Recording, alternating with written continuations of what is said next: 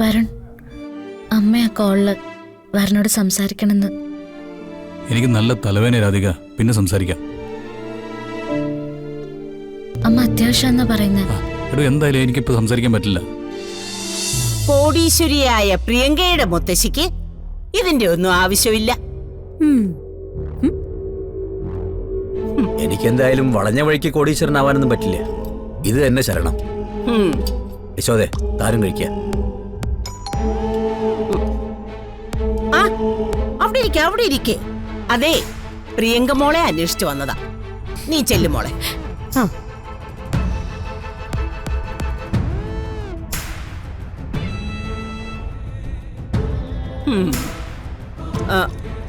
എടി, കൊണ്ടുവന്നോ? ഉവ്വ മുത്തശ്ശി. എന്നാ പെട്ടെന്ന് ഇങ്ങോട്ട് കൊണ്ടുവാ.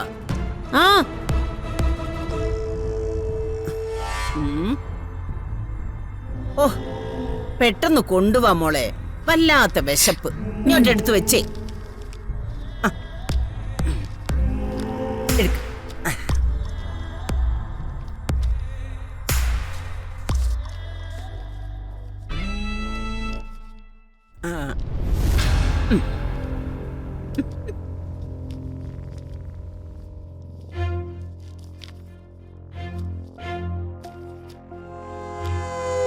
ഇതൊന്നും ഇവിടെ ആരും കഴിക്കാറില്ലല്ലോ.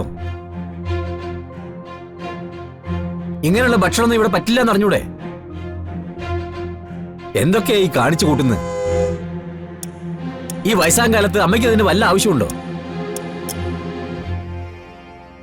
അതോ കരുതി കൂട്ടി ഞങ്ങളെ ദ്രോഹിക്കാൻ വേണ്ടിയാണോ? എടാ, വായ്ക്ക് രുചിയായിട്ട് ഇത്തിരി ആഹാരം കഴിക്കുന്നത് നിങ്ങൾക്ക് ബുദ്ധിമുട്ടാണെങ്കിലേ എന്ത് ചെയ്യാൻ പറ്റും? ഞാനിപ്പൊ ഇതൊക്കെ കഴിച്ചങ്ങ് ശീലിച്ചു. അല്ലെങ്കിൽ തന്നെ ജയിലിൽ കിടക്കുമ്പോഴേ നമുക്ക് ഇഷ്ടമുള്ളത് ചോദിച്ചു വാങ്ങിച്ചു കഴിക്കാൻ പറ്റുമോ? ഞങ്ങള് ജയിൽ പുള്ളികളാണല്ലോ. യശോദേ, എനിക്ക് വേണ്ട. ദേവേട്ടൻ അവിടെ ഇരിക്കേ. അമ്മേ, നിങ്ങൾക്ക് ഇത് കഴിക്കണമെന്ന് അത്ര നിർബന്ധമാണെങ്കിൽ മുറി കൊണ്ടുവച്ച കഴിക്കേ. ഞങ്ങൾ എന്തിനാ മുറിയിൽ ഒതുങ്ങി കൂടുന്നേ? ഞങ്ങൾക്ക് ഇവിടെ ഇരുന്ന് തന്നെ കഴിക്കണം. യശോദേ, താനിത് എടുത്തു വെക്ക്, ഞാൻ പിന്നെ കഴിച്ചോളാം. മക്കളെ, അച്ഛനമ്മമാരെ കണ്ടാ പഠിക്കുന്നത്. അമ്മയെന്ന് ഞാൻ എന്തൊക്കെയാ പഠിക്കേണ്ടതെന്ന് പറഞ്ഞു തന്നാ കൊള്ളായിരുന്നു.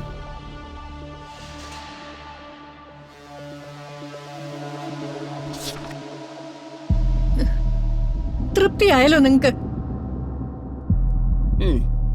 ആകെ ദേവേട്ടൻ കുടിക്കുന്ന ഇത്തിരി കഞ്ഞ അതോടെ മുടക്കിയപ്പോ സമാധാനമായല്ലോ.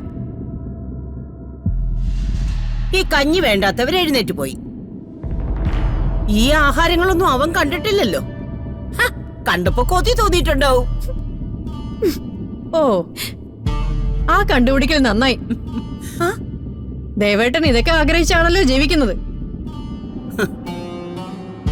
അമ്മയുടെ മനസ്സിൽ ആർത്തി പെരുകുന്നത് പോലെ മറ്റുള്ളവർക്കും ആ ബുദ്ധിമുട്ടുണ്ടെന്ന് കരുതരുത്.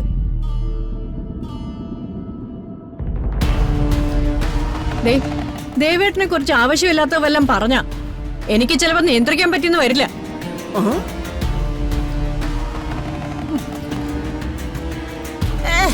പിന്നെ അവള് സ്വയം നിയന്ത്രിച്ചില്ലെങ്കിലേ നാളെ സൂര്യൻ ഉദിക്കില്ല. ഇവള് ആരാടി? പറയാനുള്ളവര് പറഞ്ഞിട്ട് പൊക്കോട്ടെ മുത്തശ്ശി. മുത്തശ്ശി കഴിക്കേ.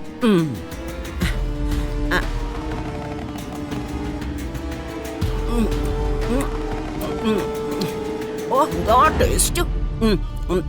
കഴിച്ചോ. പിന്നെ ഇനി ഇവിടുത്തെ അടുക്കളയെ ചൂടാക്കുന്ന വെള്ളം പോലും ഞാൻ കുടിക്കത്തില്ല. നമുക്ക് ഇതൊക്കെ മതിയടി മോളെ. ഓ ശരി. എന്റെ ദൈവമേ, ഇതൊക്കെ കാണാണ്ട് ഞാൻ എവിടെ പോയി കിടന്നോ എന്തോ. കുറച്ചു കാലം മുമ്പേ ഇതിന്റെ സ്വാദൊന്ന് തിരിച്ചറിഞ്ഞിരുന്നെങ്കിലേ ഓ, എനിക്ക് ആലോചിക്കാൻ വയ്യ.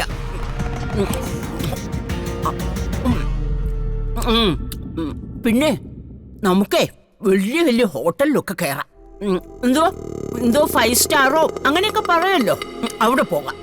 ഓ ശരി. അവിടെ പോയിട്ട് നമുക്ക് പിന്നെ അടിച്ചു പൊളിച്ചങ്ങ് ജീവിക്കണം കേട്ടോ.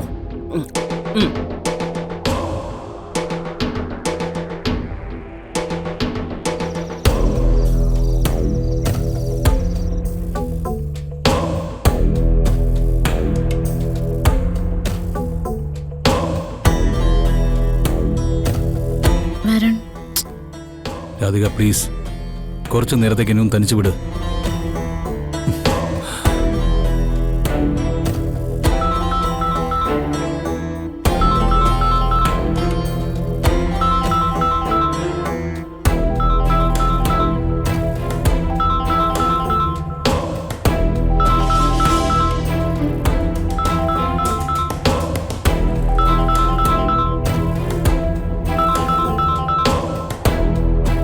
ഹലോ അമ്മേ.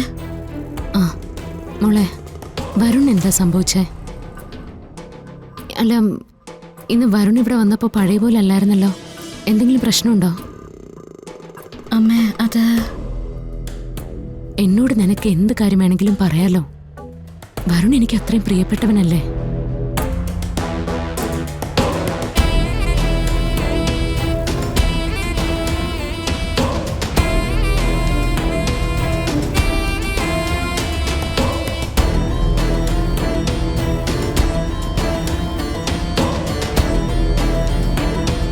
വിശ്വസിച്ചിരുന്നവരെല്ലാം ചതിച്ചമ്മേ.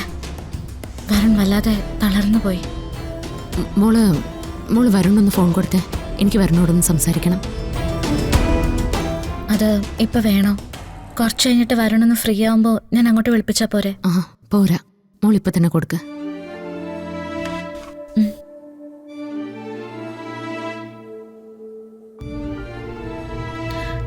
വരുൺ, അമ്മ ആ കോളില് വരുണോട് സംസാരിക്കണമെന്ന്. എനിക്ക് നല്ല തലവേദന രാധിക, പിന്നെ സംസാരിക്കാം. അമ്മ അത്യാവശ്യം എന്നാ പറയുന്നത്. എടോ, എന്തായാലും എനിക്കിപ്പോൾ സംസാരിക്കാൻ പറ്റില്ല.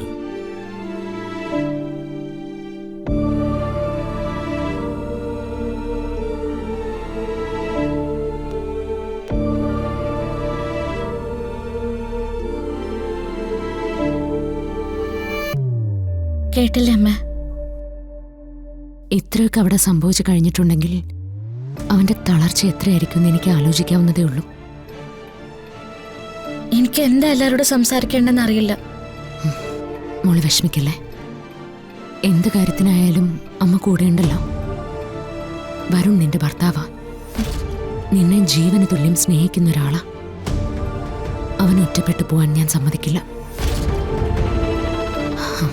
മോളൊരു കാര്യം ചെയ്യണം. കുറച്ച് കഴിയുമ്പോൾ വരുണിനോട് നിർബന്ധമായിട്ട് എന്നെ വിളിക്കാൻ പറയാ. ഞാൻ പറയാം. മോള് ചെന്ന് അവൻ്റെ കൂടെ ഇരിക്കുക. നമ്മുടെ പങ്കാളി തളർന്നു പോകുമ്പോൾ ഏറ്റവും നല്ല കൂട്ട് നമ്മൾ തന്നെ ആയിരിക്കണം.